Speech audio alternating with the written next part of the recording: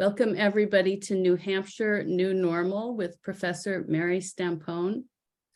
Dr. Mary Stampone is an associate professor of geography at the University of New Hampshire, where she teaches undergraduate courses on weather, climate, and natural hazards. As an applied climatologist, her research focuses on monitoring and modeling variability and change in regional scale climate system processes with an emphasis on hydroclimatic hazards, drought, flooding, severe weather. Dr. Stampone also serves as the state climatologist for New Hampshire, providing citizens, educators, and government agencies with weather and climate information in support of environmental management and adaptation activities. She co-authored the Northeast chapter of the 4th National Climate Assessment, served on the New Hampshire Coastal Flood Risk Science and Technical Advisory Panel, and she continues to serve as a member of the New Hampshire Drought Management Team. Welcome, Mary. I'm so grateful you're here to speak to us and answer our questions. Thank you very much.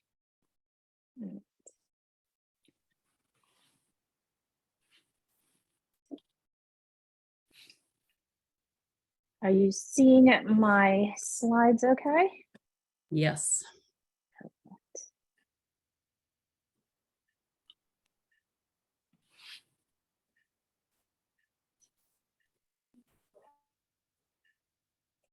All right. Well, thank you for the introduction and to all of you for being here tonight. So as Juno said, I am a faculty member at UNH in the Department of Geography, but part of my faculty position is to serve the state as the state climatologist. So, almost every state and Puerto Rico have a position that is the state climatologist. A lot of states also have different similar positions. So we have a state archaeologist, we have a state geologist. Those types of positions are very similar to what I do, but they're all kind of managed a little bit differently. Some of us are faculty members like I am, and while others work directly for state agencies. So there's a lot of variability in the role. But regardless of how the position is set up, our primary role is, as state climatologists, is to make climate science accessible and actionable. So to do that, we tend to operate in the space between academic or government research and the individuals, which can be any individual from, the governor on, over to my neighbor, who use climate information. And so with that in mind, today I'm going to give you a summary of the key findings from the recently released state climate assessment. This project was funded by New Hampshire Department of Environmental Services and was completed by myself and my UNH colleagues, Drs. Cameron Wake and Elizabeth Burakowski. So today's presentation is going to focus mostly on statewide changes, but the report has more local scale information if you're interested in learning more.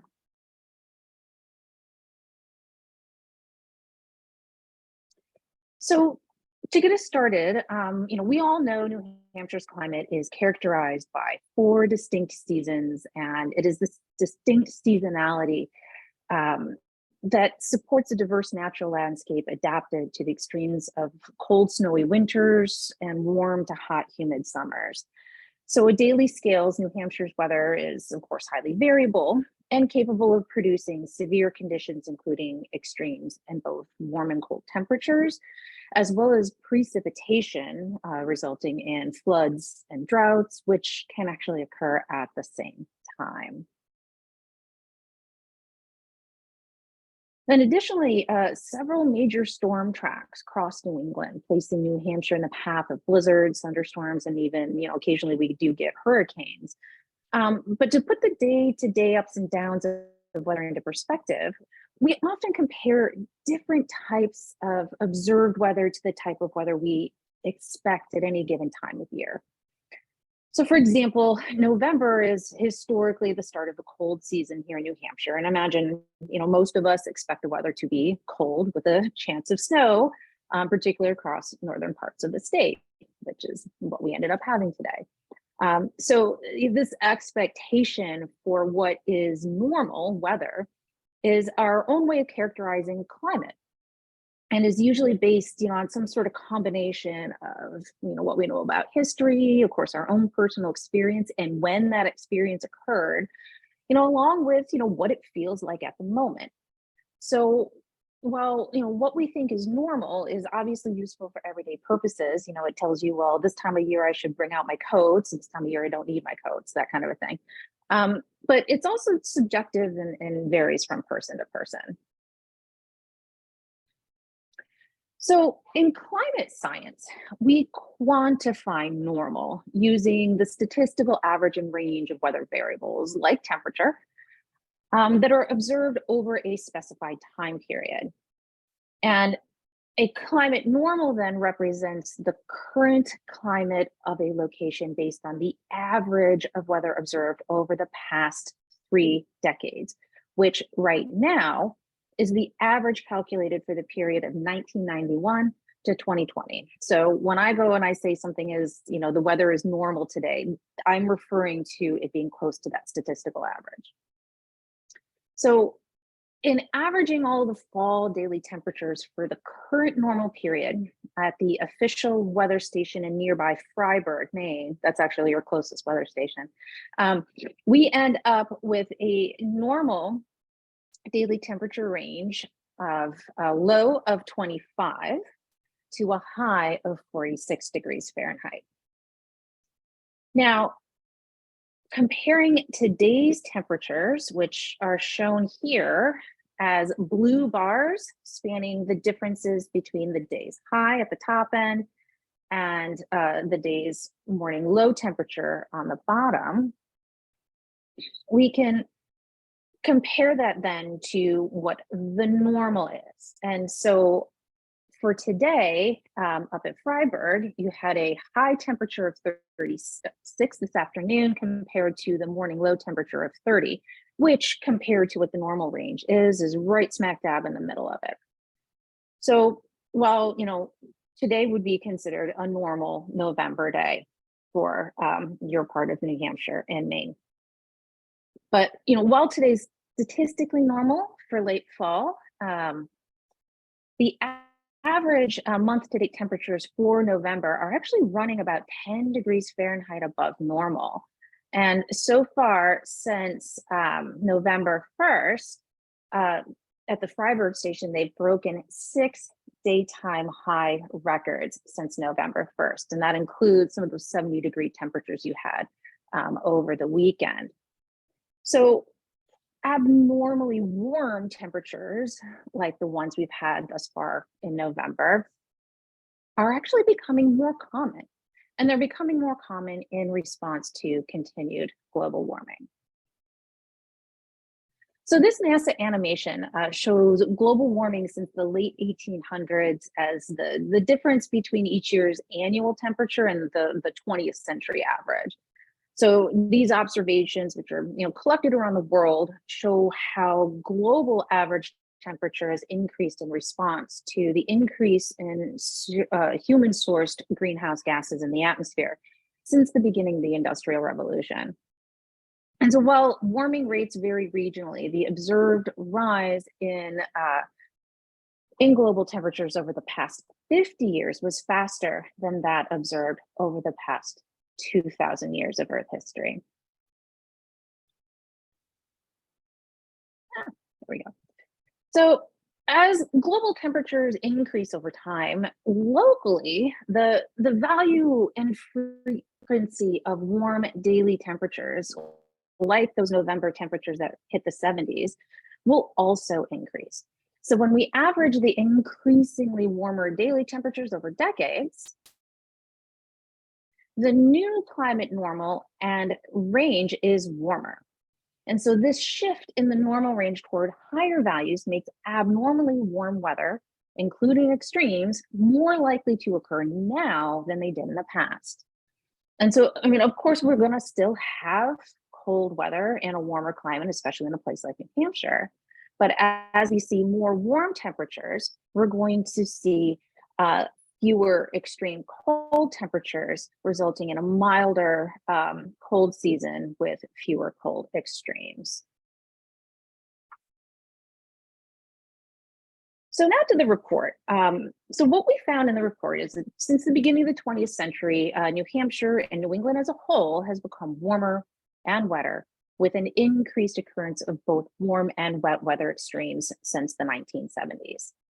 And while these trends are projected to continue through the end of this century, the rate and magnitude of change depends on greenhouse gas emissions and resulting accumulated atmospheric greenhouse gas concentration over just the next few decades. So to assess the potential effects of global warming on New Hampshire's climate, the recently released state climate assessment presents future statewide climate for two different socioeconomic scenarios, or we call them pathways, that result in more or less global warming. So on the left, you see the renewable energy efficient pathway, which represents a future with substantial greenhouse gas or substantial reduction in greenhouse gas concentrations, leading to a stabilization of atmospheric CO2 and a stabilization of climate by mid-century, which limits global warming to about 4 degrees Fahrenheit, which is just below 2 degrees Celsius. And then on the right, we have what we call kind of the worst case scenario, unregulated greenhouse gas emission pathway. You might have heard this referred to as the business as usual scenario. And this pathway leads to rising greenhouse gas concentrations and about 8 degrees Fahrenheit of global warming. So these are kind of the global projections. And as the dynamics of this changing global climate system continue to impact us locally here in New Hampshire, we expect that temperatures statewide are going to continue rising through the end of this century. But the amount of warming that we can expect is very different depending on which sort of emission pathway we choose, whether we mitigate and stabilize greenhouse gas concentrations or we don't. All right, so let's take a look at some of these. So this example shows state average mean annual maximum temperatures. So those are daytime highs averaged across the state. And this shows the full extent of modern era climate change, starting with historical observations from 1895 to present from the NOAA's Climate Divisional Database. And so that's the thick black line. And then overlapping with that, we have model simulated values for the historical period of 1980 to 2005. That's the validation period for the model, and that's shown in the gray. And then projections for maximum temperatures under the lower emissions scenario through 2099 are in blue. And so individual models will, represent kind of only one possible outcome. So we use the average of 29 climate models, which that average is then shown in the thick blue line. And this allows us to kind of capture the full range of potential future climates. All right, so compared to the historical period, if we continue under lower emissions, or if we mitigate now, we can expect temperatures to rise maybe another 3 degrees Fahrenheit by 2040. And this is in response to warming generated by past greenhouse gas emissions. So this is what we're locked into based on what we've already done. But then if you go to mid-century, temperatures actually level off as atmospheric CO2 concentrations stabilize. So the climate system stabilizes and we see a reduction in the warming that occurs after 2050 if we continue to reduce greenhouse gas emissions. Now, if we add on the higher emission scenario, which is going to show up here in red, the warming rate of the next few decades will end up accelerating through the end of the century rather than stabilizing. It's going to accelerate, which is going to result in a difference between the two emission scenarios of about 4 degrees Fahrenheit by 2099. So it's going to be about 4 degrees Fahrenheit warmer for this variable under higher emissions than lower emissions. So this is one example. We did this for a total of 31 different variables. And so pulling all of those together, we ended up kind of focusing in on three key changes to the climate that kind of emerged as having the greatest impact on the state. And so the first one here is the threat posed by extreme heat. So as our climate warms, the warmest daily temperatures are expected to increase with an increase in the frequency of hot temperature extremes. And so one that seems particularly impactful for our region is the number of days per year that reach or exceed 90 degrees Fahrenheit. So we can expect the frequency of extreme heat events like this to increase across the Northeast region over the next few decades. But the number of days above 90 Fahrenheit projected for New Hampshire under the lower emissions is half that projected under the higher emissions. And so if you're looking at these maps, you can see the difference between mitigation and unregulated greenhouse gas emissions starting to show up later in the century, with a much greater frequency of hot temperatures occurring under higher emissions than lower emissions. And so, of course, with more days above 90, we're going to have more heat waves. And of course, the energy required to cool indoor spaces will increase. And so our projections show that by mid-century, so about 2050, the energy required for cooling will increase by 148% under higher emission scenario. And that's compared to a 90, I mean, only a 90%, that's still a big increase, but a 90% increase we can expect under the lower emissions scenario. So in addition to the extreme heat, overall summer temperatures are expected to rise. However, precipitation isn't actually going to change that much for the summer month. So the relatively small increase projected for summer season rainfall will likely be insufficient to offset the increases in soil moisture loss that are going to come with these warmer temperatures.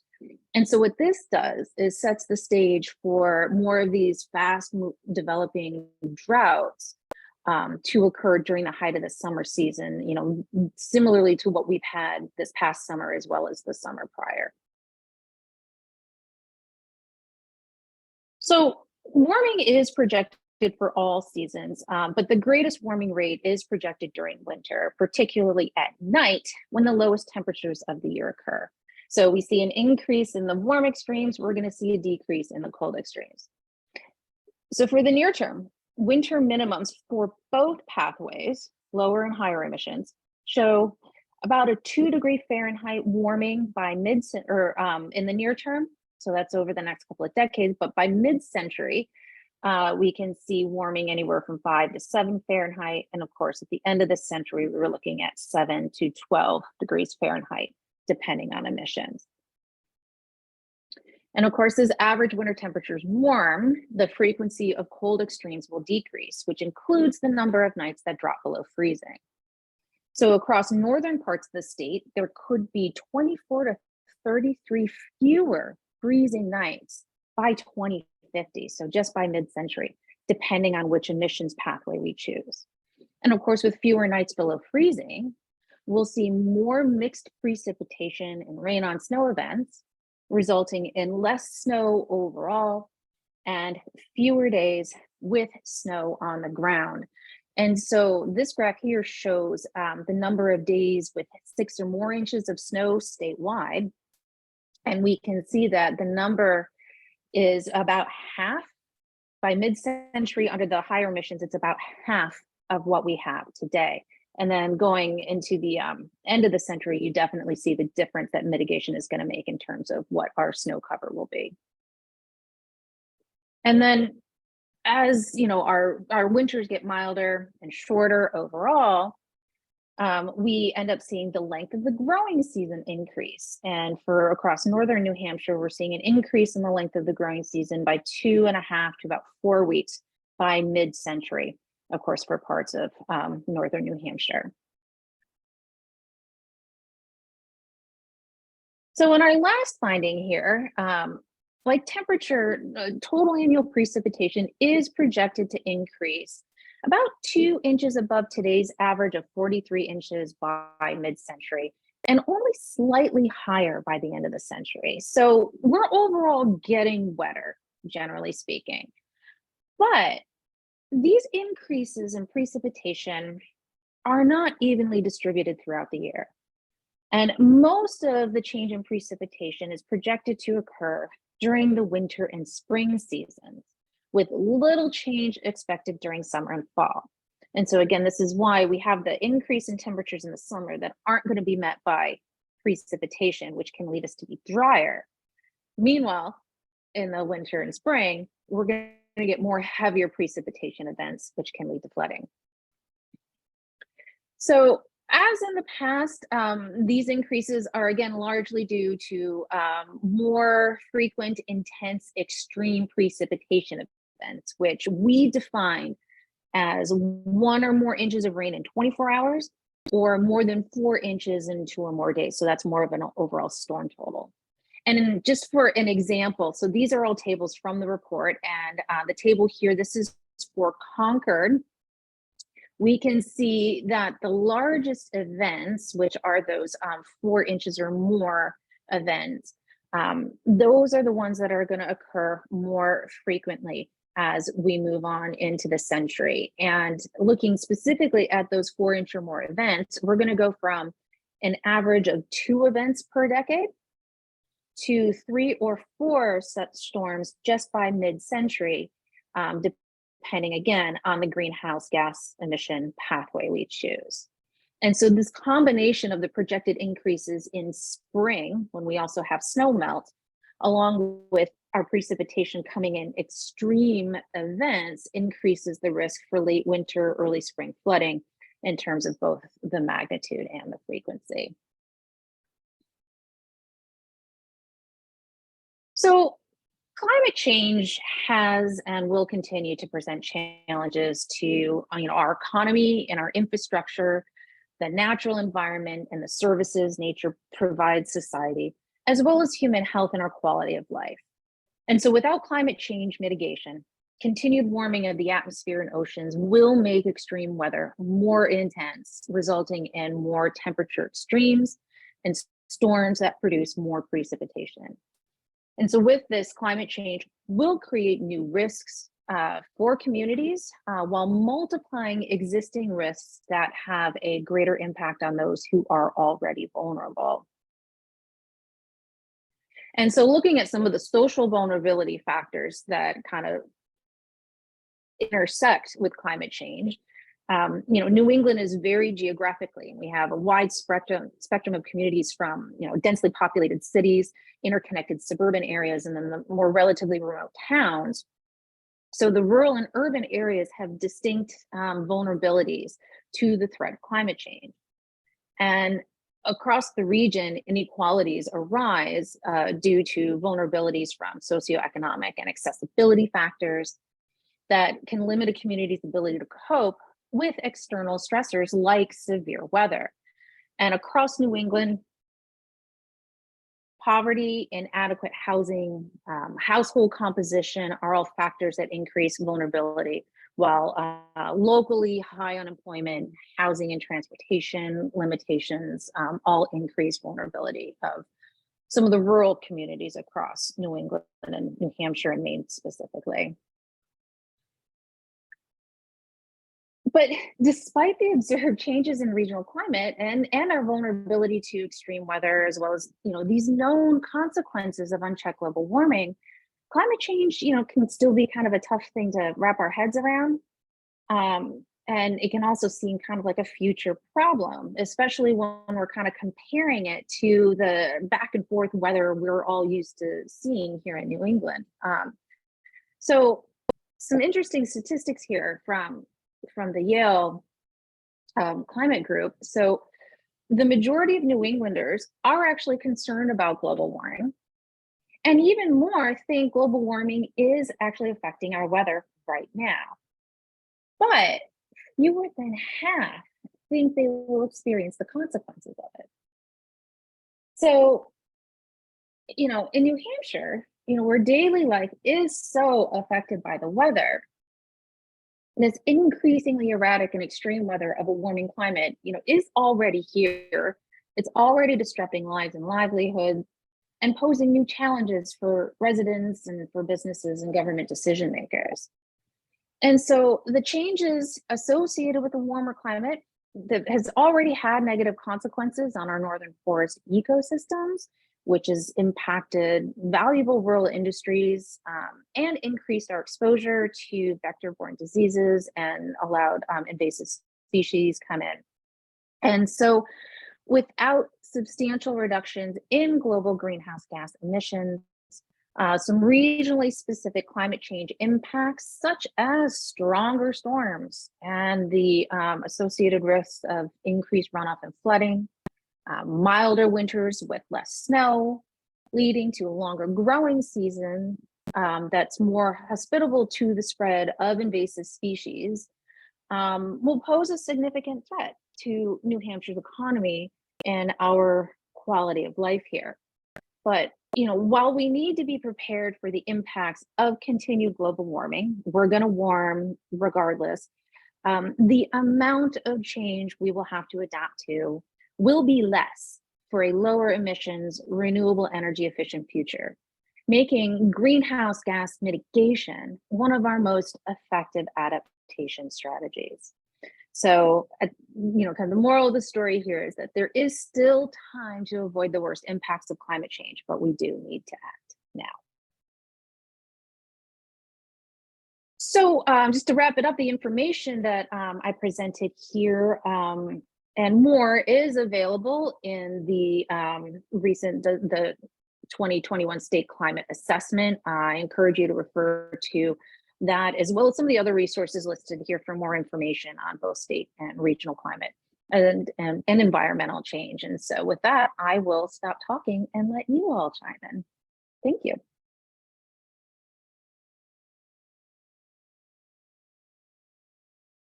Thank you, Mary. So please, do you want to unshare the screen and then we Sure. Basis. You are welcome to raise your hand. If no one's speaking, you're welcome to unmute. And you're welcome to put questions in the chat if you prefer. Wharton? Yeah, can I start? Sorry. Go ahead. I enjoyed the presentation a lot.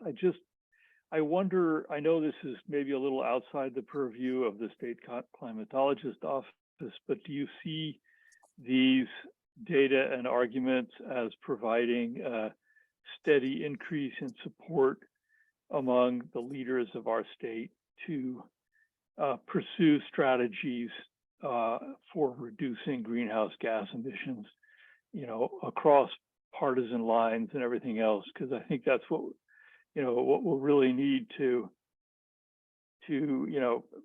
act on some of the threats that you made clear is to get that consensus. What is your observation? What have your conversations shown in terms of willingness to grapple with this problem and make some real progress? That is a great question. So the whole purpose of this report was to support DES operations that are primarily focused on adaptation. And so they wanted a detailed, quantitative document that would, give them a better idea of what, type of, or how much precipitation they need to plan for when they're, putting in culverts that are supposed to last another 30, 40 years. So it was intended to support state activities. Of course, when we found that, the big differences between the two scenarios, which we expected, that's going to happen. But, we really do hope that, especially with as the Inflation Reduction Act funding that will be heading to states for climate change mitigation, we're hoping that this report will also be useful for those who are making the decisions on where that money goes, some of it will hopefully go to mitigation. I know there's a lot of work in Vermont and Maine on those on mitigation as well as adaptation. So hopefully this can be informative for that as well. Sarah? Hi, Mary. Thank you so much. That is an enormous amount of work and extremely valuable. I was especially struck by the number of days above 90. That is just going to be crushing for us. My question is about what are the assumptions behind the low emission scenario? What renewable energy targets do we need to achieve to even get to the lower emissions graphs that you depicted? Yeah, so the lower emissions caps CO2 concentrations of 550, 600. And we're already at 400. So that is going to require substantial global scale mitigation, move toward renewable energy and also supporting other nations who are at risk in their efforts to mitigate as well. So it's not just us putting in, electric vehicle charging stations and stuff. It's also supporting other nations and other parts of the world that need more help to do this stuff. And it is worth noting that even that lower emission, that is actually thought to be a realistic target that we can do with the technology we have now and what we know. We just we need the political will to do it. But that still only puts us just under 2 degrees Celsius of warming. And the target for Paris was 1.5. So that low emission scenario doesn't get us to the 1.5 Paris target. That would require further emissions reductions. But it's a realistic goal. And, a lot of the studies that show kind of 2 degrees Celsius is that tipping point for really the really bad climate change impacts that really start to impact societies and the way we live. That happens at about 2 degrees Celsius. So if we stay below 2 degrees Celsius, it's really worth our while to do that, even if we don't hit the 1.5 target that Paris wanted. Thank you. There are some questions in the chat. First question, has this already affected us, i.e. increase in ticks? Yes. Yep. The increase in ticks are directly related to the warming in the fall and the lack of snow, the later onset of the snow cover, because you need a couple inches of snow to kind of really tamp them down.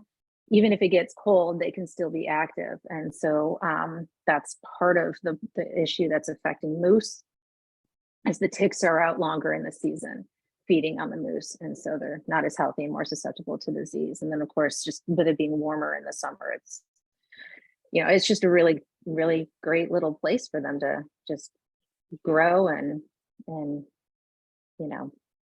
infect us all. So, and then we'll see as time goes on, other types of factors are going to be more in play. It's, including the mosquito-borne viruses that are more common down south, but they're working their way up. Yeah, and for folks who are interested, we're going to have a program, I think, on February 7th with New Hampshire healthcare workers for climate action, talking specifically about the kind of health risks that arise with this. Somebody's hand went up and down. Yes, please.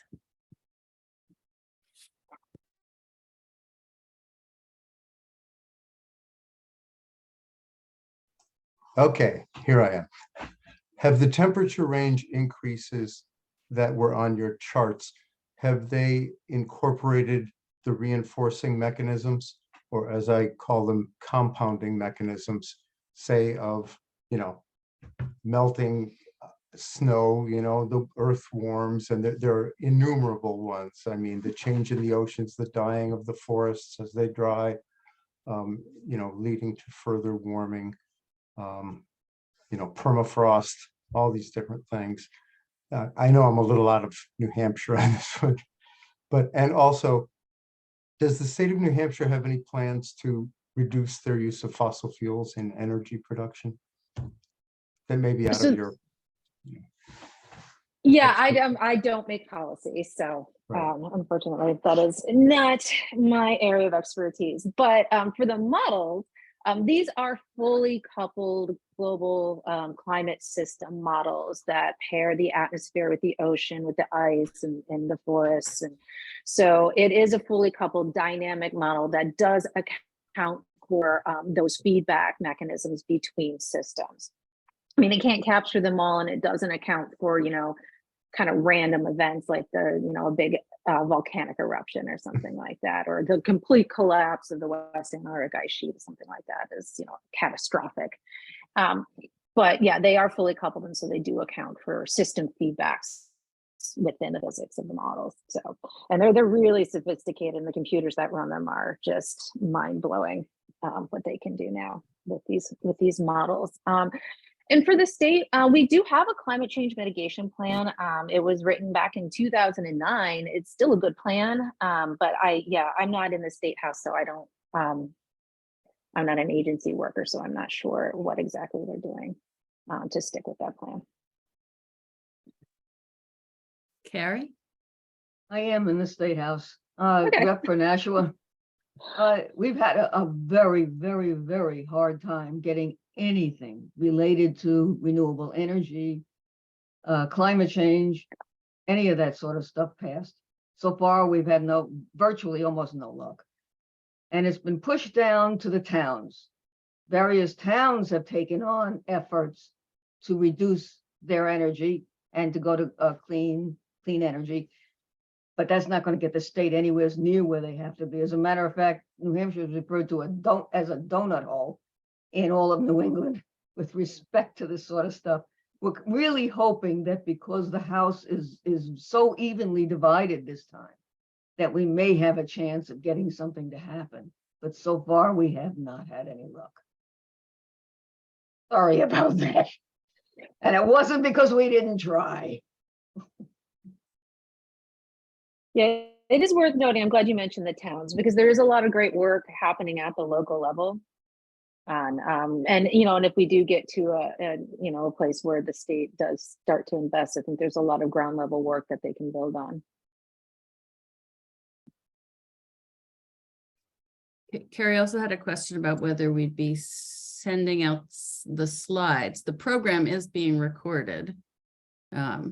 I can make my slides available. I also have, I can send you my slides, and I'll send with that. I created a little GIS story map. It's a little website with clickable maps and stuff.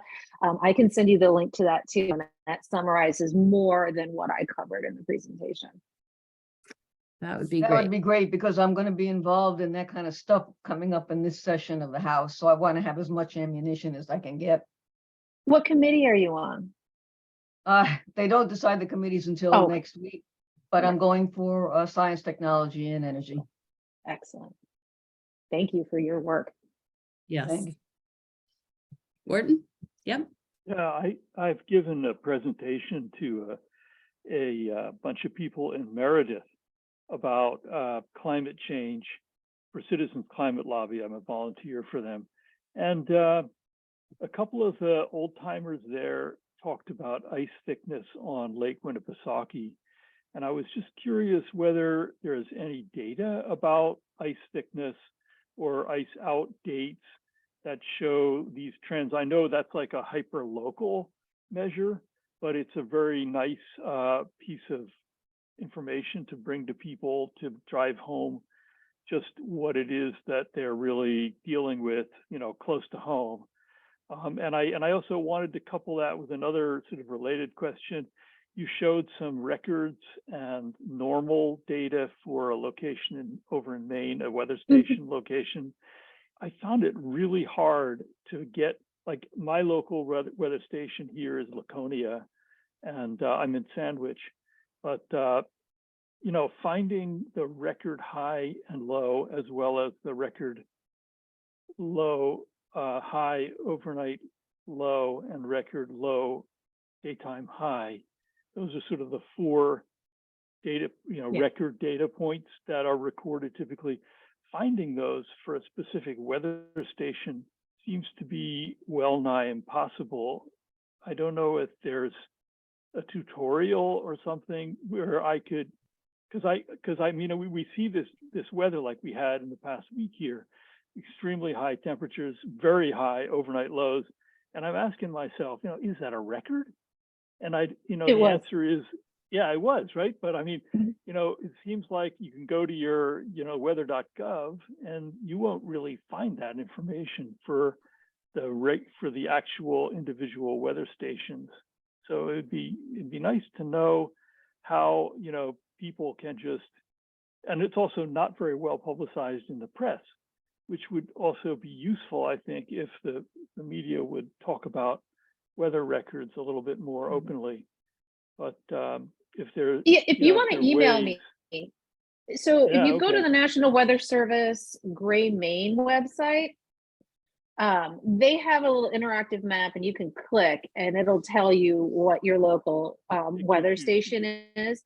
And I can give you direct links. So historically, it's been really, I know when I first started this job, I was trying to figure out how to find all the data I needed. And it was not easy to access. Right. It's a lot easier to access now, but you still kind of have to know where to go. So feel free to, you can email me. It's just mary.stampone@unh.edu. And I'd be happy to send you the link. And once you get that link, it's pretty easy, and you'll have fun with all kinds of more data than you can imagine.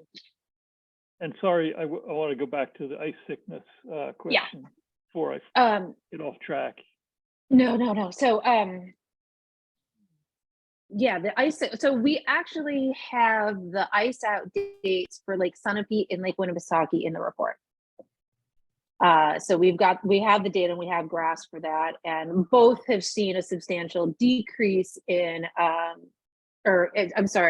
lake ice out is coming earlier on both lakes. I think Lake Sunapee, it's 8 or 11 days, and I'm getting them mixed up. I can't remember which one's which, but I mean, we're looking at a little over a week earlier for ice out on both lakes now. So those data are there. If I might respond to Wharton, Hubbard Brook has the best records you can find for the questions that you asked. That's a research station, so that has, everything you can imagine in terms of monitoring. So I'm gonna read a couple more questions from the chat. Thank you for this great presentation. This is easy for me and many others to agree with. How can we make, this is a simple question, Mary. How can we make these needed adjustments, adaptations, when there's so much resistance from economic climate deniers? In other words, how can we get full buy-in to reduce our global emissions? Oh, that's a great question.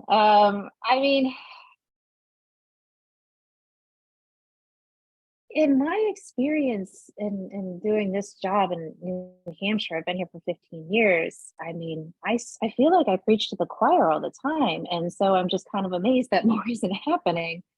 There seems to be not only a lot of recognition for the science of climate change, but a lot of people are out there noticing. There's a lot of really great volunteer work across the state where people are, citizen science participants. That's kind of a big thing that happens around here. And, and there are even, a lot of the industries, particularly with the impact of snow on the ski industry, people notice. They're noticing things have changed. And I find that pointing out things that they experience, something tangible to them, is kind of what makes the difference between accepting and not accepting. If you can relate to it, it's more real. But and in everything we do as individuals, if everyone does it, then we're going to make a difference. But we still need industry to clean up their act, and that's a little bit of a harder thing to do. I don't have the answer to that.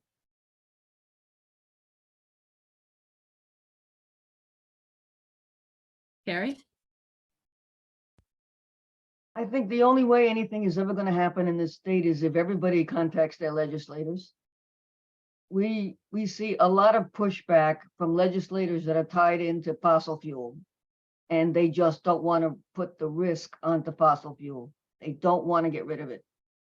If enough people contacted their local legislators, they might get that turned around. And that's the thing we're trying to fight for right now, is to convince the legislators that they have to start voting for this kind of stuff. Because as of right now, and in the past, up until this session that's coming up, we have not seen them budge. So I'm hoping everybody who's on this call your legislator and tell them you want to make the change, that this is just crazy the way it's going. And that's the only thing I think is going to work. Thank you. Here's a question. Are you at all familiar with Agenda 2030 or the Great Reset? Do you believe those two efforts do something worthwhile? I've heard of Agenda 2030, but I'm not familiar with the Great Reset. Damon, do you want to speak to them? The Great Reset, I haven't done a lot of research into it, but it's been proposed by the World Economic Forum. And, you know, people can have various opinions on that, Klaus Schwab. And I guess one of the things that people say is, you know, maybe global warming is real, but the powers that be are just trying to make a buck off it. And they're just trying to, you know, like make us eat bugs and make us live in little tiny, you know, apartments while they live in, you know, giant palatial mansions and stuff like that. So I think that's, I mean, I'd love to get Mary's take on it, but it just seems like, you know, the people screaming at us to, I'm talking about, you know, the big shots screaming at us to clean up our act and ride bicycles and live in yurts in mega cities or whatever. Like, they're not practicing what they preach at all. And I wanted to point that out, and maybe that's one of the reasons why people don't take global warming that seriously. Yeah, so that's a really interesting point, because I was just watching the news today about the COP27 that's going on, and there's this, I guess, kind of heated debate coming with greenwashing, where companies will, you know, say they have or they're reducing their carbon emissions in their processes, and, you know, or they're offering products that are, you know, renewably sourced when they're really not. And so that's become a problem, and it's getting to the point where, you know, they're going to have to start regulating companies who claim that they're low emissions or using a certain amount of renewable energy when they may or may not be. And there's already a lot of controversy over, again, companies saying, oh, well, you know, buy my stuff and I'll plant a tree for you. You know, that is hugely controversial. It sounds great. You want to support a company that's like supporting reforestation. But the devil's in the details, and this whole swapping out, I can, you know, do this with my company if I offset over here. And that gets to a lot of equity issues, because again, the vast majority of the climate change impacts we're experiencing now are being felt by low-income communities, people of color, and poorer nations across the world. So, and the people with the least amount of power are the ones that are being impacted the most now, and it doesn't look like that's going to change anytime soon.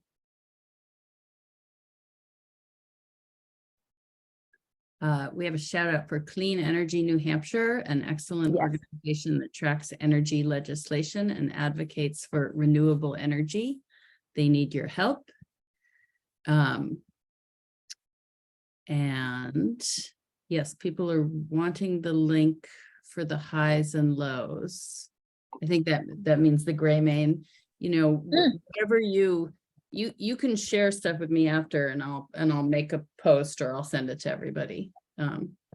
These things. Hubbard Brook has ice out data for Mirror Lake and Thornton. There's a school lesson for this on their website. Do people have other questions? I'd like to ask a question. I'm curious, you know, as the state and DES, as people are considering this change in precipitation with so much water in the winter and spring, and then a longer but very dry growing season, is there any thinking around any ways to like capture and hold water when it's coming so that it can be used when it's not. Yes. Yeah, that's water manager, like town water managers have been talking about that for several years, especially given the droughts that we have. DES is thinking about it. And again, that was part of the motivation for this report was, we know we're going to get a lot of rain and we're preparing for that, but these summertime droughts are killing us. So we need to rethink how we manage our water. Mhm. And so again, that was part of the state wanting us to do this. And we, and it is what it is. We're getting wetter overall, but it's going to happen in the season. We don't really need all of the wet, and we're not going to get enough in the season that we do. And so this is something that, again, a lot of town water, municipal water managers are thinking about. I actually presented this to the Waterworks Association meeting about a month ago or so. Mhm. And that was a lot of the conversation that they were having. So we need to re-engineer how we move our water around and how Yeah. we store it and that kind of thing. And redundant systems. I mean, they've already invested in redundant systems across the state, but now it's a matter of storage. Mhm. Yeah, it feels like that's something that scales from, the home to the community, that anybody trying to grow stuff is going to want to capture water. And we have a question about the ski industry. Can you speak to that? Oh, and I'll just say before that, there's a comment about how to store floodwaters. There's a book at Cook Library. Well, it's checked out right now, but soon you can get it, called Water Always Wins. So yeah, there's a question about the ski industry. If you can say more about. Yes. So actually my colleague on this, Liz Burakowski, she's done a lot of research on the impact on the ski industry. And we actually covered this in the Northeast chapter of the last National Climate Assessment. Overall, less snow, less skiing. Fortunately for us in New Hampshire, we're far enough north and we have high enough peaks that, we'll still have what they think, a viable season. But it's just, it's going to be shorter. It's going to start after Thanksgiving, and we're going to have a lot of variability within the season. So, that February break might not be good for skiing some years, but it might be perfect other years. So there's going to be a lot of uncertainty. And overall, resorts are going to have to rely more on making their own snow, which costs more and uses more water. So, again, we'll still be able to have a viable skiing industry. It's going to change. And that's the skiing industry. So they still at least have that backup. They can make their own snow. Other industries where that's not really convenient. So snowmobiling, dog sleds, cross-country skiing, snowshoeing, pond hockey. Those types of winter recreation are gonna feel. They already do. I mean, we used to have a pond hockey tournament in our town, and we haven't had it in years because there's no ice. So we're already seeing impacts on those industries across the state. And Mary, can you speak also to kind of the ratio of, conversations about implementing different kinds of fuel sources that aren't fossil fuels, but then it feels like reduced consumption. I don't know what percentage of the conversation is also finding ways to make our houses sealed tighter, to use less. I mean, a lot of what is doing is the energy efficiency, using less. It's just something that's kind of easier to do. It's more accessible. I mean, not everybody can afford solar panels, but it's easier to, weatherproof your windows and things like that. So there's a lot of increased efficiency, and also increased efficiency is going into new builds and things like that. That's been going on for a long time, and those are great. But at the end of the day, we need to get off fossil fuels. We can't efficiency our way off of fossil fuels. We need to make this switch, but the efficiencies help. Everything helps. There's Do what you question can. where your pond hockey games were. Yeah. My husband's very disappointed. That was part of why he wanted to move up here. But, that was in Dover area or Durham? yeah. A little Um, pond. Oh, Carrie? I hate to be the bearer of bad news, but in the last session, they That's voted out usually the- my job. Well, welcome to my world. At the last session, they voted out the money allocation for what we were just talking about, gosh, almighty, efficiency. There's a little piece of money that goes on everybody's bill that's supposed to pay for that. And they decided that was just an unusable tax, and therefore they threw it out. Oh. So now it's going to have to be handled some other way. I don't think they're fighting. People are fighting it, but we need to be able to bring something like that back, because it was actually making an important thing. And not only that, it also affects jobs, because now those people that were putting on the fancy, the better roofs and the siding and everything else, they don't have jobs anymore, or it's going to be severely reduced.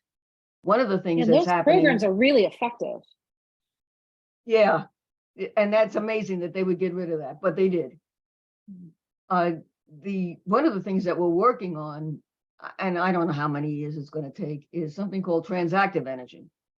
And what that says is that instead of the meter on your house being a one-way thing, that is to say, you pay, it calculates how much power you've used in some average sort of a way, and then you just pay it, and that's all you have to say about it. It's transactive, such that supposing you were charging your car, but you didn't use your car. If you left it on the charger, that power could go back into the network, and you could actually get paid for leaving your car on the network without, if you weren't using it. I mean, if you're going to use it, I mean, of course you can't put the power back. And it's like a very expanded thing from net metering. If you think of net metering, where your solar panel goes back up into the net, this is everything goes back up. Whenever you're not using something and you've got power extra from batteries or whatever from your car, you can go send it back. And there's some pilot studies that are going on. I know there's one that we're trying to get legislation for places like Lebanon that are very much interested in making a pilot case for that transactive energy. And all of that's going to help, but it's not going to happen overnight. We don't have any quick solutions for this, and it's how much depends on we can get it through the legislation. So. Well, programs like that are great too, because one of our vulnerabilities is, of course, severe weather. We lose power during severe weather, and when severe weather gets worse, we're going to lose more power. And so if we have more of these redundant systems and battery, that was the idea. Backups. Yeah, it not only helps. Again, this whole idea that adaptation and mitigation are two separate things. They really aren't, because things that we need to adapt can also be used to mitigate, and vice versa. And that's Absolutely a good example of that. There's a follow-up question also about whether there's work being done on building codes to make buildings more efficient. Yeah, we have them. Yeah. We have the codes that we have. I haven't seen any new LSR or legislation coming up this year to do anything. Not yet. But the bulk of them are going to go, the bulk of proposals are coming in this week. So we'll find out by next week what people are proposing. Yeah, and people, That doesn't mean towns can't do it. Right. If they've got the money. And towns do. They're just not going to get any state support. Yeah. If you've been following the chat, Carrie's, she put her email in there if people want to get in touch to hear about what's happening in the legislature. Sure. Other questions, anybody?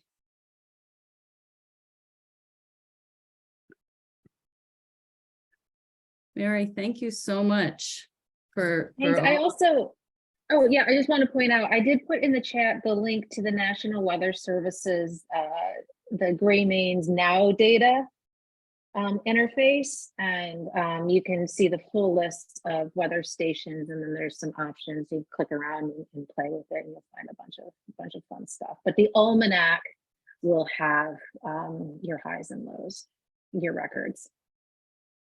There's also a question whether you're a member of any New England regional consortium or focus group that's collaborating to address the impacts of climate change, especially in more densely populated areas like Connecticut and Massachusetts? Uh, On the larger regional level? well, so my work on the National Climate Assessment was on the larger regional level. So I worked with a lot of folks for that. Right now, my work is actually more focused on rural areas. There's a lot of people looking at, Boston and all that, but not too many folks looking at northern New Hampshire, Vermont, Maine. And so I'm actually in a grant right now partnering with the state climatologist from Vermont and Maine to look at building resilience for mobile home park communities. And so that's kind of what we're working on right now. Well, thank you. Thank you for that work. Thank you to everyone for coming. We'd love any of you who would like to come on November 30th and think through what kinds of programs would be helpful and useful for this community in particular. Mary, thank you so much for your time. Thanks for having me. And for all the work you're doing down there. Thank you, everybody. Bye. Have a good night. Have a good night. Nice to see all your faces.